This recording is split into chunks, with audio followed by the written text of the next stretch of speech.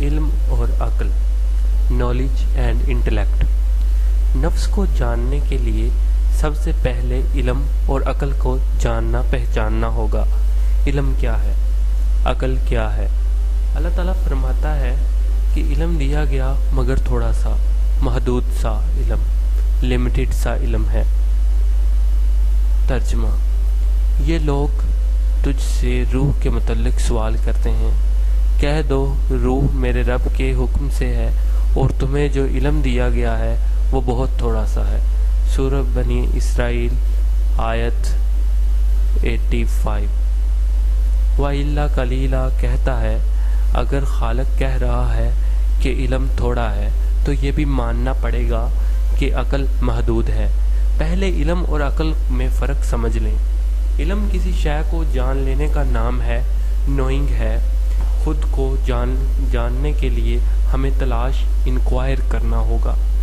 ہمارے علم کا معیار کتنا ہے اور یہ کہاں سے کہاں تک پہنچ سکتا ہے، تو بات یہاں پہنچتی ہے کہ علم اپنی اصل میں کیا ہے۔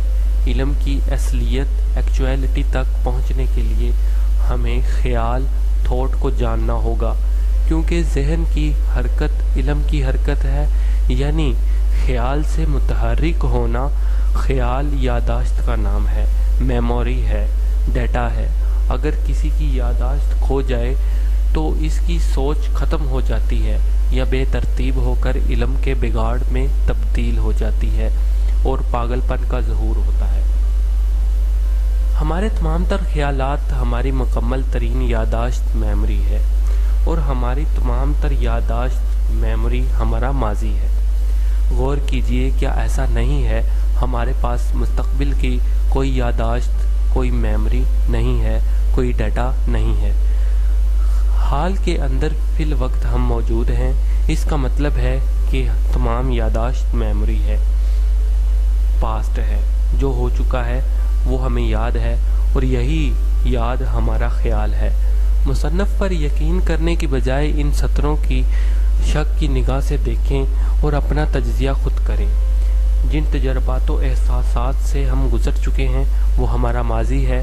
ہم نے کہیں پڑھا، کہیں سنا، کہیں دیکھا، جو کچھ چکھا، سونگا، جو بھی اپنی ساری زندگی محسوس کیا وہ ہمارا تجربہ ہے، ایکسپیرینس ہے، ہمارا ادراک ہے۔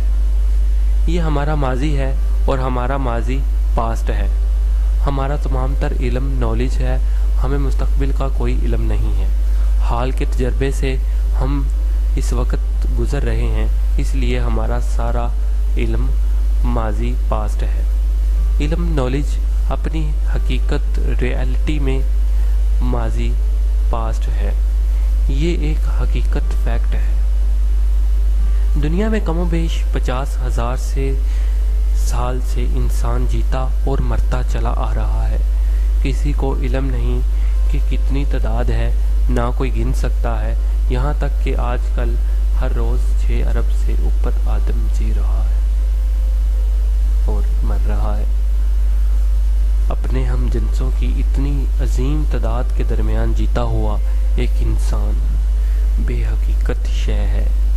اس کے تجربات لازم ہیں کہ محدود تر کہلائیں، کیونکہ اس کی ذاتی زندگی ایک محدود دائرے میں چل رہی ہے۔ اس لیے اس کے پاس ماضی کی صورت میں جو معلومات موجود ہے وہ علم ہے، وہ الا قلیلا ہے، دیا گیا ہے مگر بہت تھوڑا سا، لمیٹڈ۔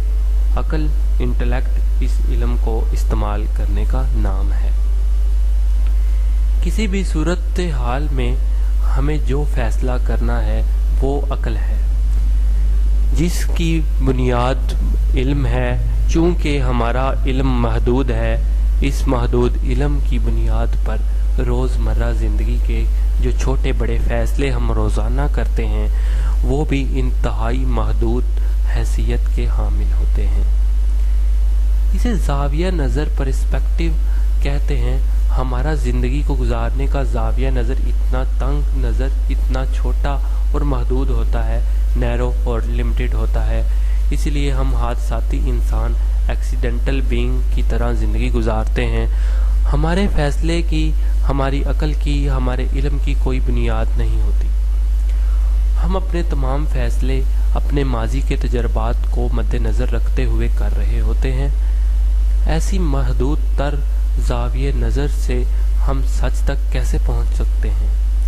ہم حال پریزنٹ میں بیٹھ کر اپنے ماضی پاسٹ کا تجزیہ انالسٹ کرتے ہوئے اپنے مستقبل کے خد و خال بنانے اور انہیں تبدیل کرنے موڈیفائی کرنے میں مصروف ہوتے ہیں، جبکہ ہمیں تخلیق کرنے والا ہمارا مالک ہمیں کہتا ہے کہ کوئی ذی روح نہیں جانتا کہ وہ کل کیا کرے گا۔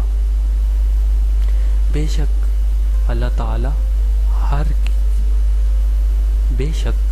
تعالیٰ ہی کو قیامت کی خبر ہے، اور وہی میںہ برساتا ہے، اور وہی جانتا ہے کہ جو کچھ ماؤں کے پیٹوں میں ہوتا ہے، اور کوئی نہیں جانتا کہ وہ کل کیا کرے گا، اور کوئی نہیں جانتا کہ وہ کس زمین پر مرے گا۔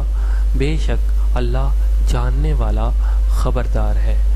سورہ لقمان 34۔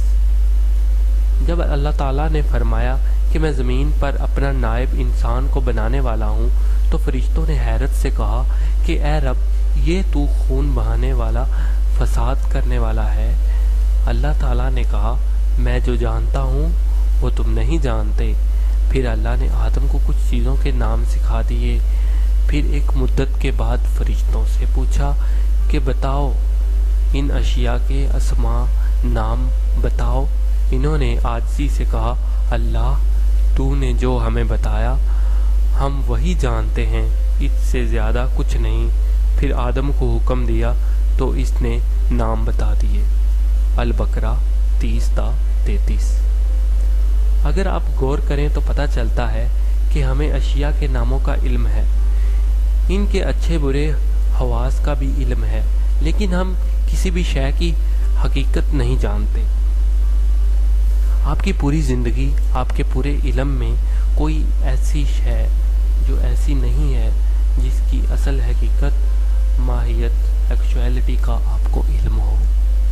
ماچس کا پتہ ہے کہ اس سے آگ جلے گی، فائدہ بھی پتہ ہے اور نقصان بھی پتہ ہے، لیکن آگ بذات خود کیا ہے؟ کچھ گیسز کا مجموعہ۔ اچھا، گیسز اپنی اصل میں کیا ہے؟ اس کی ایکچویلٹی کیا ہے؟ ماچس میں تیلی ہے، تیلی کے سرے پہ مسالہ ہے، تیلی لکڑی سے بنی ہے، لکڑی درخت سے آئی ہے، درخت کے پتے شاخیں ہیں، تنا ہے، اس کی جڑ ہے، درخت بیج سے بنتا ہے، ہر شے بیج کا ہوتا ہے، لیکن یہ بیج اصل میں کیا ہے؟ جب بھی آپ کسی شے کی جڑ تک پہنچتے ہیں تو دیکھتے ہیں کہ کسی بھی شے کی حقیقت ہمیں کچھ نہیں معلوم، دیا گیا ہے لیکن تھوڑا سا۔ حضور اکرم صلی اللہ علیہ وسلم یہ دعا پڑھا کرتے تھے، اے اللہ ہمیں چیزوں کو ویسا دکھا جیسا ان کی حقیقت ہے۔ ہمارا علم محدود ہے، لمیٹڈ ہے۔ جب تک ہم اس کی حقیقت کو سمجھ کر مان نہیں لیتے، تب تک ہمیں اصل علم کا دروازہ ہم پر نہیں کھلتا، اور نہ ہی نفس کا تزکیہ ہو پاتا ہے۔ فرمایا رب اللہ شریک نے، انسان ظالم، وائلنٹ اور جاہل، اگنورنٹ ہے، تو ہم اپنے رب کی اس سٹیٹمنٹ کو کیوں نہیں مانتے کہ ہم جاہل ہیں؟ مانیں گے نہیں تو جہل کا طلسم کیسے ٹوٹے گا؟ ہم نے انسانوں اور زمین اور پہاڑوں کے سامنے امانت پیش کی، پھر انہوں نے اس کے اٹھانے سے انکار کر دیا اور اس سے ڈر گئے، اور انسان نے اسے اٹھا لیا۔ بے شک انسان بہت بڑا ظالم ہے اور جاہل تھا۔ سورہ الاحزاب 72۔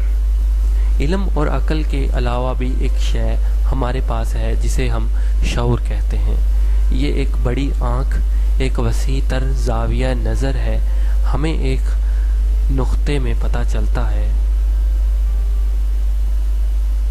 کہ ہم کون ہیں۔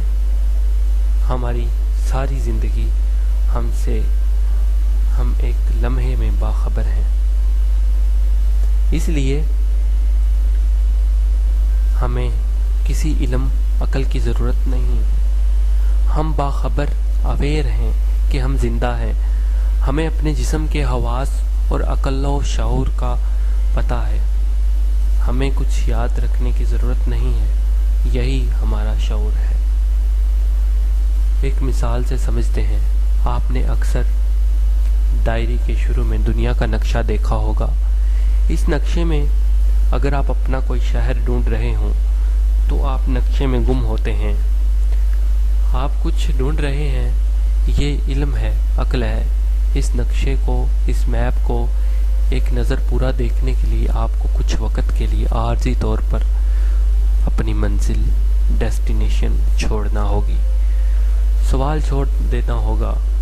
آپ کو احساس ہوگا کہ آپ کچھ نہیں ڈھونڈ رہے تو آپ پورا نقشہ دیکھ سکتے ہیں. اگر آپ پوری دنیا ایک نظر میں سامنے دیکھنا چاہتے ہیں، یہی شعور ہے.